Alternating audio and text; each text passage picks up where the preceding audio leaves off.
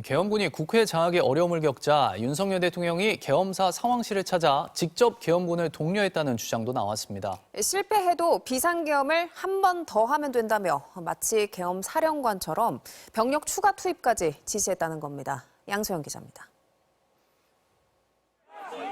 비상계엄 선포 직후 국회에 투입된 계엄군. 특전사와 수방사의 정예부대가 동원됐지만 국회 장악은 쉽지 않았습니다. 야당 보좌진들의 소화기까지 동원한 거센 저항에 계엄군은 계엄 해제 요구한 투표가 시작될 때까지도 국회 본회의장에 진입하지 못하고 있었습니다. 바로 이 무렵 윤석열 대통령이 계엄사령부 상황실이 설치된 합동참모본부 지휘통제실에 등장했습니다. 총장님, 대통령이 국방부 지휘통제실 방문한 시점이 언제인지 알고 있습니까? 한 시는 좀 넘었던 것 같습니다. 야당은 기습 계엄 선포에도 불구하고 계엄군이 국회 장악에 어려움을 겪자 윤 대통령이 직접 상황 지휘에 나선 것이라고 주장했습니다.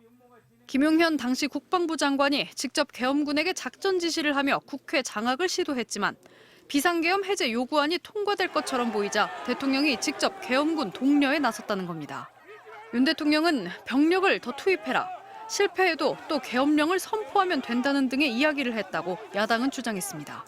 거기서 국회의원들 체포에 관한 언급이 있었다고 하는데 윤 대통령이 병력 투입을 더 해라, 계엄이 해제돼도 내가 또 한 번 하면 된다, 이런 발언을 했다는 제보가 있었습니다. 국회 국방위원회에서 계엄사령관으로 윤석열 대통령과 상황실에 함께 있었던 박안수 육군참모총장은 윤 대통령이 어떤 이야기를 했는지에 대해 답하지 않았습니다. 대통령은 뭐라고 했습니까? 지통실에서.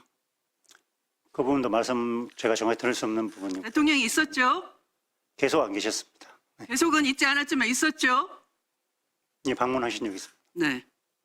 그럼 대통령이 이 내란 반란 수괴범인 거예요. 대통령실은 대통령이 합법적 권한 내에서 야당에 경고하기 위해 비상계엄을 발령했다고 주장하고 있습니다. 하지만 직접 계엄사령부 상황실까지 가서 군의 국회 장악을 독려했다면 반헌법적 내란죄 혐의를 피하기는 어려울 걸로 보입니다. MBC 뉴스 양소연입니다.